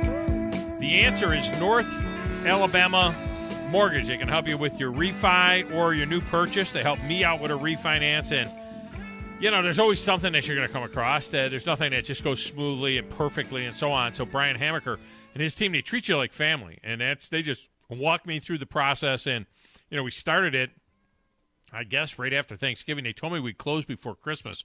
And I was cutting them slack. I was like, no, we're not. As long as we close before, Valentine's Day. I closed the week of Christmas. I mean, it was amazing how easily it went, and what the great rates are that are out there right now. They do conventional VA, FHA, and USDA loans. And you know what that means? That means that the kitchen renovation is underway. It's like that HGTV show, Honey, I Wrecked My, or Help, I Wrecked My House. Man, did we wreck that kitchen over the weekend. We got started on the kitchen renovation, and I know that it'll all be over with in about 6 weeks or so, and it's going to look great in there, and I really need to thank the folks at North Alabama Mortgage for helping me make that happen. All right, joining us now, a guy that does a tremendous job, right for the sporting news. He was the former NFL Executive of the Year, a GM with the Minnesota Vikings, and then the president of the Tennessee Titans back in the day, and he is Jeff Diamond. He's on the Neighbors Wealth Management Hotline. Jeff, welcome back. How are you? Happy New Year. Hey, Happy New Year, Tom. All's well up here in the great north, and hope you and your family are well. We are well, and we're all hopeful that, this year the number one seed in the AFC works out better for the Titans than it did in 2008, back in the day when you and I were doing radio together, and when the Ravens by mistake, twisted Chris Johnson's ankle, and that ended that 13-3 season. So, who knows? Nobody expects anything out of this. The Titan team, they're the number one seed, and everybody's like, yeah, but the Chiefs are going to Super Bowl. Well, you might as well throw in 2000 while we're at it, since that was the year I was there as the number one seed, and unfortunately those Ravens got us that year too. The great team that we had and had that top seed that year and lost that home divisional playoff, which was a crushing defeat, obviously, back in the day. And yeah, the number one seed doesn't guarantee you anything except a week off. And I think when you look at both conferences this year, things are pretty even. And yeah, I think there's some dangerous teams lurking, such as the Chiefs at number 2 in the AFC, and in the NFC, I think Tampa Bay sitting at number 2 also is still plenty dangerous, even with all the injuries they've had. But not going to be easy to go through Lambeau Field, but the Bucs did it last year. Yeah, the Bucs did do it last year, and there used to be a time when nobody ever won at Lambeau Field, and then they've lost a few games in the playoffs at home since then. A lot of people. Yesterday was so amazing. I mean, it was so incredible. Starting with the incredible choke job by the Indianapolis Colts at Jacksonville, where they hadn't won since 2014. So it wasn't like unprecedented that you can't win down there. And Jacksonville did have that pelt from beating the Buffalo Bills at home as well, which is just a weird scenario for the team that's got the number one pick in the draft next year. But having said that, from that happening to the Steelers winning in overtime, and then it came into play the potential of the tie. The game goes into overtime. It goes down to the last second. I have no idea why Brandon Staley's calling a timeout with 30 seconds left in the game when it's clear that the Raiders are going to take a knee, and it's over with. Having said all of that, people are screaming, fix, the NFL's rigged. You can't rig anything like this, right? I mean, people are nuts when they think this just happened, right? It sure does, and it was a wild day as always. Adding that seventh playoff team in each conference has brought a lot more teams into it, right around that 500 level, and that was the case again this year. And so coming right down to the wire with the Chargers and the Raiders and the Steelers sneaking in there when they looked like they were dead a couple of weeks ago, and I saw them play that Thursday night game against the Vikings. That was a crushing defeat, and so you just never know how it's all going to turn out, and when it turns out bad, things happen bad on Black Monday, as we're seeing around the league now with the Vikings and the Bears and the Dolphins today. Did you ever think we'd see a day, I mean, you and I go back a minute, did you ever think we'd see a day when guys would be going for it on fourth down from their own 18-yard line in a 3-point game? I mean, that's where we are now with this NFL. I mean, they use 4 down. They think they can punt on fifth down or something. I don't know what they're doing. Yeah, definitely. The analytics people have gotten their claws into the game big time, but I don't know that going forward from your 18-yard line has ever been in the analytics process. But hey, it's happening all the time around the league. And the Bears and the Vikings yesterday, a game that I covered in my media work up here, and Bears went for it on fourth down 6 times and made it once. Yeah, which is a big part of the reason why the Vikings beat them. And it's crazy how things transpire these days with these coaches that are going for it all the time. And it's just the way of the world right now in the NFL. And that's going to make it really interesting come playoff time. I think there's some great matchups coming up. When you were watching that game yesterday, Bears and the Vikings, did you get the sense you were watching a game with two teams that were in the coaching market? Yes, I really did. I felt like so many things have happened. Certainly with the Bears situation, it was pretty obvious that Matt Nagy was on his way out, and Ryan Pace, the GM, too, who, unfortunately for him, chose Mitchell Trubisky over Patrick Mahomes and Deshaun Watson, which was eventually his undoing, even though they did maneuver to get Justin Fields in the draft last year. But the Bears just kind of disintegrated, especially after Khalil Mack got hurt this year. And from the Vikings standpoint, it was just a crazy season. They had, out of the 17 games, 15 one-score games, and so many crushing defeats, games that they could have won. And it's such a fine line in the NFL, Tom, as we know. And it's just mindful of that when you think about if the Vikings make a 37-yard field goal in Arizona, they win that game. If Dallas doesn't fumble in overtime in Cincinnati, they win that game.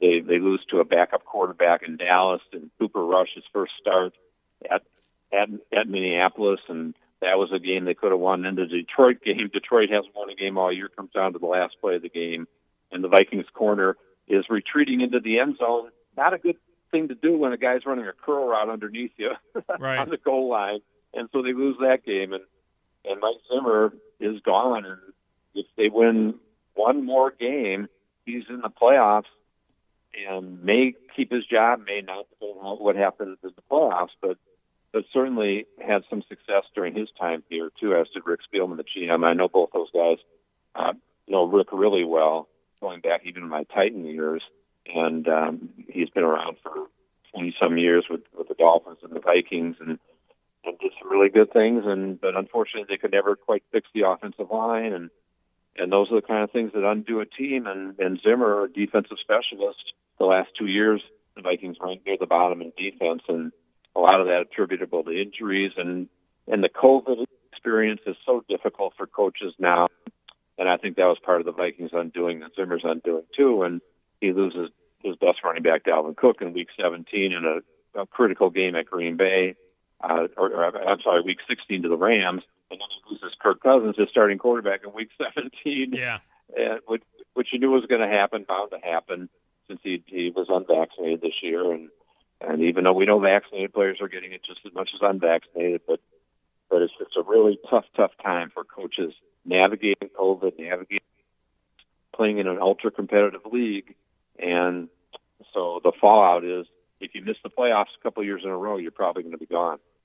Yeah, back in 2002, 2003, I was with a Dolphins affiliate in Florida, and I used to do my show over there at camp, just like we used to do it at the Titans practice. I used to do it over at Dolphins practice, and Rick Spielman was always gracious with his time. He'd come on with me back then and hang out and sit around. I'm a big fan of Rick Spielman. I think he's a great guy, and we'll see what the future brings for him. Certainly they had some tough drafts, but they also, he's also a guy that got some good guys, in the second, third, and fourth rounds, including Stephon Diggs. I think he was the guy that drafted him as a third rounder or something like that.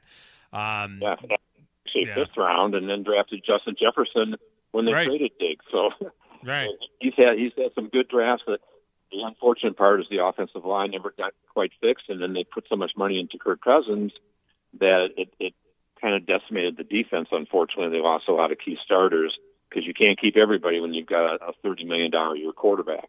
Right. Jeff Diamond with us here, talking a little NFL Black Monday that is going on. We'll get to what happened in Miami with Brian Flores in a moment, because that one is a real head-scratcher. But I'm asking for a guy that I know. Do Cleveland fans have to be worried about Kevin Stefanski and the Minnesota Vikings? Because I know that the Viking fans love him. He's under contract for 3 more years. I understand that you can trade for coaches. I mean, you can say what you want about this year with the Browns, the awful, horrible 8-9 season, and they had the same kind of scenario. They had COVID issues. They had they had a broken quarterback from the second week on. The Ravens also won 8-9. Nobody's talking about them being a worst team in the history of the NFL, but for some reason, Browns fans all over the Browns. But is there any thought bumping around there in the Twin Cities that somehow, some way, they need to be reaching out to try and get Kevin Stefanski back in Minnesota? Yeah, I don't see that happening. I don't see the Browns being willing to part with Kevin. He was the coach of the year only a year ago. And so many things happened this year, as you mentioned, and starting with Baker Mayfield having all kinds of problems, injury-wise, and other situations, and so I think that they've still got the nucleus of a successful team and a successful coach, and I know Kevin pretty well, and I don't see. I'm sure that the Wilfs, the Vikings owner, would love to get him in here. I don't see that one happening. So yeah. I don't think you have to worry about it as a big Browns fan. I think that Stefanski will be staying right where he is. But hey, stranger things have happened in the NFL, and I guess a couple first-round picks could change that. But I don't see that happening. I don't know if the Vikings want to part with first-round picks either. Yeah. Brian Flores goes 8-1 in his last 9 games for the Dolphins. It's either Flores is in Tua's corner and the owner hates Tua because he's been trying to bring in Deshaun Watson, or Flores hates Tua and he was telling the owner that even though they went 8-1 down the stretch. I don't know if Tua's in the middle of this whole thing or not, but that's a head scratcher for an organization that has been trying to have some kind of stability for a number of years and never has it. You would think you go 8-1 in the second half of the season. You want to keep that nucleus together going into the next season. What's your thoughts about Flores? How soon does he get hired by somebody else? And how good a job is the Miami job with Stephen Ross seeming to have a quick trigger? Yeah, I think it's a head scratcher until you kind of read between the lines and hear about some of the internal problems between the GM there, Chris Greer, and Flores, which apparently manifested themselves big time this year, reportedly from down there, and then that becomes a tough situation. If the GM and the coach are not on the same page, you can't really make that work, and so it sounds like Ross basically chose Greer over Flores, who seems to be a quality coach, even though they got off to the bad start this year, and we're not a playoff team. In the final analysis, I think obviously that week 17 loss in Tennessee to the Titans, where they really weren't competitive in that game when they were on that big winning streak, that was very detrimental to Flores. I think he'll bounce back and land somewhere, if not initially as at least a defensive coordinator, with his New England background and the job that he did in Miami from time to time. And so that's a tough one, but as we said, you don't make the playoffs in this league, and it's tough really in any sport. Yeah. Pro sport. Yeah. Rich Patacia, he is the interim there in Vegas with the Raiders, takes over a tough situation after the whole Gruden mess and puts them in the playoffs, kicks the field goal to win that game. And, I don't think people in the East realize what a big rivalry there is between the Chargers and the Raiders, going all the way back to when the Raiders were in L.A., and it's just always been a Chargers-Raiders kind of thing, probably going all the way back to the AFL days. And for them to knock the Chargers out of the playoffs was a good old-fashioned rivalry-type move. Having said that, how do you not keep that guy? I mean, do you think Patacia gets that job and gets an opportunity to continue to coach the Raiders? I don't know why he wouldn't. And it may not be one of those great 5-year deals, but why would you not keep what he's done there? Has been really a rock of stability in an organization that has had a lot of turmoil this year with everything that happened with Gruden and with Henry Ruggs and so forth. So yeah, you got to salute the job that guy did in keeping it all together, and also Derek Carr with his performance this year to lead that team. And so I would think that they would keep him, but hey, who knows? Stranger things have happened. In your opinion, well, you got the Bears job with Justin Fields. I'm not sold on Fields. I wasn't sold on him coming out of college, to be honest with you. I'm still not sold on him in what I saw this year. But you've got the Justin Fields situation in Chicago. You've got the Vikings job open. You've got the Broncos job open, and they got no quarterback over there right now, it appears. They got a bunch of backup-type quarterbacks over there right now. And then you've got the Miami job open as well. In your opinion, what's the best job that's available right now? Well, I think it's tough to say. I think this Viking job, other than their cap situation, which is not great, but there's a lot of high-end talent on this team, which I think was part of Zimmer's undoing, is that when you've got guys like Justin Jefferson and Dalvin Cook, and if Danielle Hunter's healthy and Eric Kendrick's one of the top middle linebackers, that's one of the top safeties, you've got a young nucleus on the offensive line. And so I think that there is a lot of potential here. It's tough when you have to figure out what's going to happen with Kirk Cousins.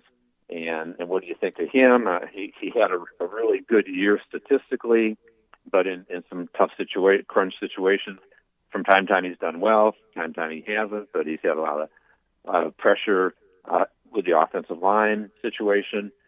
I still think Kirk Cousins is about a top 10 to 15 quarterback in this league, which isn't bad if you don't have anybody better than that. And so I think the Vikings job, to me, is one that could rebound really quickly and get back to the playoffs when you've got the talent that they've got, especially offensively, with Cook and Jefferson and Thielen at wide receivers. Parsons a good tight end, really good tight end. You got some good people on the offensive line. And then Cousins, if you can get him playing well, which they have from time to time, and your man Stefanski did that in 2019. They got to the playoffs and won a playoff game. Yeah, and I didn't mention the Jaguars job either, and they have Trevor Lawrence in place there. So finally, a lot of Alabama fans are wondering about Bill O'Brien, whether he's one and done as the offensive coordinator for the Alabama Crimson Tide, of course, tonight playing for the national championship again. Bill O'Brien is going to interview with the Jacksonville Jaguars. I thought Byron Leftwich would be maybe perfect for that job there to return to Jacksonville, but there's also talk about him being linked to some other jobs. Do you think that Bill O'Brien gets another shot this year in the NFL? I don't really see it, Tom. And if he does, it certainly won't be as a head coach with any personnel power after some of the really disastrous trades that he made in Houston, selling the farm to get Tunsil and some of the other moves that he made. And Tunsil's a good player, but not for all the draft picks they gave up, and then dumping DeAndre Hopkins for not much in return, which is one of the best receivers in the NFL. So I'm a little lukewarm on Bill O'Brien. I think he's got some ability as a head coach, but you have to make sure you separate the personnel stuff out of there. And yeah, he might get another crack this year. We'll see. Isn't that usually the case, though? The coaches really should coach and kind of stay out of the personnel part, other than being somebody that, consults, obviously, with their general manager and whoever's making those draft picks. But I'm trying to find who's the guy that's picking, 100% in control of the draft that is, that's having success as a coach and that guy.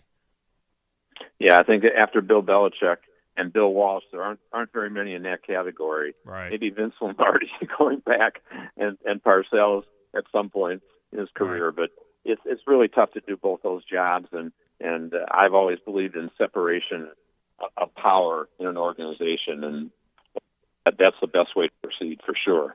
No doubt about it. Jeff Diamond has been our guest. Jeff, I appreciate you so much, man.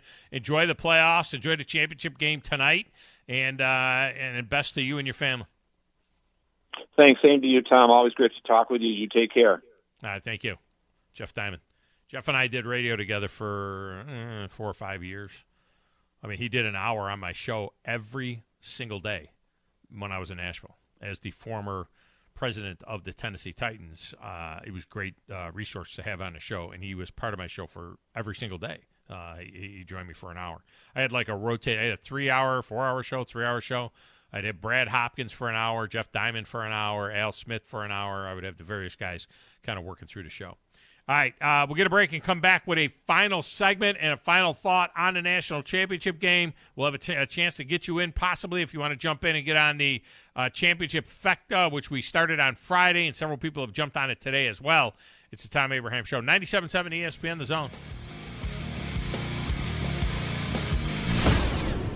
If you need a car, McCurry Motors is ready to put you in a quality vehicle, and in-house financing is available. If you have a job, McCurry Motors will work with you even if you have a bankruptcy, divorce, or bad credit. Visit McCurrySaysYes.com. Every car comes with a warranty, and they report to the credit bureau. With 2 locations, Highway 72 in Athens, call 256-230-0232, or Max Luther Drive in Huntsville. Call 256-713-0575. This is Wes Neighbors talking to Chris Haygood of Bob Wallace Appliance. Chris, what sets you apart from other appliance dealerships? Wes, these appliances are going into the most used room in your house, your kitchen. The way we have these appliances displayed, it's easy for you to visualize how they'll look in your home. Wes, what sets us apart is the people. They're well trained. In fact, they live and breathe these appliances. And if you need service, you'll really appreciate our parts department. Contact Bob Wallace Appliance at 256-533-2121. Looking for a great deal? Well, I've got one for you. Thom Abraham here for Valley Equipment Rental. And at Valley Equipment, if you rent after 3 on a Friday or on a Saturday morning, you're not due back until Monday morning. So basically, you're getting the entire weekend for the price of one day. And if you're in the service or are a vet, they'll knock another 10% off.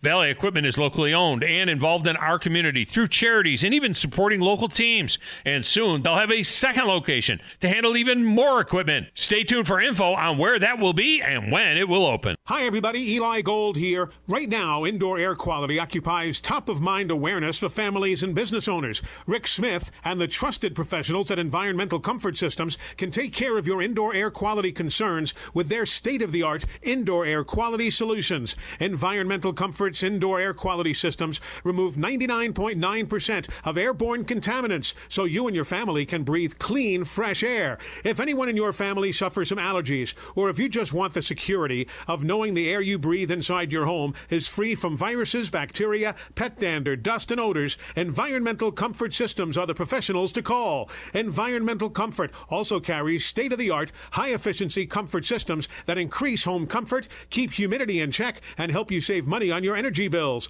Give my friend Rick a call or visit them online at envcomfort.com and breathe cleaner air today. Environmental Comfort Systems, Alabama license number 92314. TOC Sports has been there for you. Now, you're probably asking yourself, what does that mean? It means for more than 20 years, Alabama's largest orthopedic group has been there providing coverage and care to more schools and student athletes in the Tennessee Valley than any other group. It means whether you are the star football player, the all-region volleyball ace, or someone who hurt their knee in a weekend pickup basketball game, TOC Sports physicians are proud to have the opportunity to care for all your orthopedic needs. It means for parents, coaches, athletes, desk jockeys, or even weekend warriors, TOC Sports physicians continue to meet and exceed the orthopedic and sports medicine needs of our community. But most importantly, during these challenging times, we're here for you now, and will continue to be here. So as long as there are players on the field, games to be played, and contests to be won, the orthopedic specialists from TOC Sports will be ready to help. We don't know what the future holds, but you can count on the TOC Sports team to stay committed to you, so you can stay in the game. Call 256-539-2728 today and ask to see a TOC Sports physician. Check them out online, also Facebook, Twitter, and Instagram. Thom Abraham here for my friend Brian Hamaker and his team at North Alabama Mortgage. Look, buying a home is the biggest purchase you will make in your life, and it can be a bit intimidating, so you want people that can help walk you through the mortgage process and get you the best deal possible. That's what North Alabama Mortgage does, and they do it in Alabama, Tennessee, and Florida, from first-time purchases to refis, conventional, VA, FHA, and USDA loans. They have the solution at North Alabama Mortgage. Visit NorthAlabamaMortgage.com to learn more. That's NorthAlabamaMortgage.com. Have you ever found exactly the right new car or truck with the exact features that you want and nothing else? Well, at Woody Anderson Ford, we can promise you just that. Hey, Bobby White back again, and you can now factory order your your new Ford today, and you'll get your new car or truck exactly the way you want it. And there's no extra cost to custom order. Plus, you get $1,000 off MSRP on top of any additional factory rebates. This applies to 2021 F-150, Explorer, Ranger, and Expedition. It's a win-win with a custom order at Woody Anderson Ford. You get the colors, the features, and the options that fit your life. Plus, you get notified when it's built, shipped, and ready to deliver. Listen, buying a new car or truck is likely the second largest investment you'll ever make. So why settle? Get exactly what you want with a custom factory order today. And get $1,000 off MSRP. See how at WoodyAndersonFord.com or at the corner of Jordan Lane and Sparkman Drive. Hope to see you soon. So I'm going to watch it on TV. The game's on. Oh, I almost forgot. I'll be right there. We like sports and we don't care who knows. From shooting hoops to the Super Bowl. We like sports and we don't care who knows. Football, tennis, hockey, golf. The game is starting. Everyone is here. I got my snacks, my friends, and a beer. So I'm going to watch it on TV. Are you ready for football? A Monday night party! So I'm going to watch it on TV.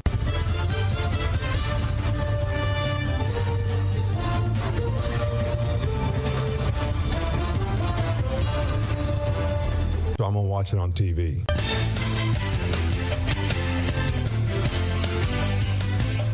What to watch on TV tonight is brought to you by Audio Insight. Dave Bond and his crew do a tremendous job for over 20 years in the Tennessee Valley. They can do it for you, whether it's hanging a TV or building an incredible home theater type system or music throughout the house. Whatever it is, Dave Bond and his guys at Audio Insight can do it for you. Go to audio-insight.com to learn more. That's audio-insight. There's only one thing to watch on TV tonight, and of course that's the national championship game, Alabama and Georgia, and that thing will get started on the TV side at 7 o'clock tonight. All right, let me get this guy in here quick. We only have like 30 or 40 seconds here, but my gosh, he's a legend in the doghouse. He's the guy that you hear in the open that says, "You're the Messiah of sports radio."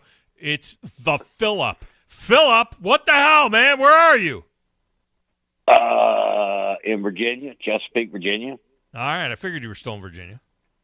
All right, so Roll Tide only because Georgia has no business being there. Sorry, if you don't win your conference, you shouldn't be in the playoffs. That's why college football is a hoax. But let me get to this. Mr. Dave Burnham, if you're still out there, you 49er lover, I know right now you are huddled up in a fetal position in a closet somewhere because you know you are about to get your ass smacked down. This is going to be probably the biggest playoff upset in the history of the NFL. We will destroy the 49ers.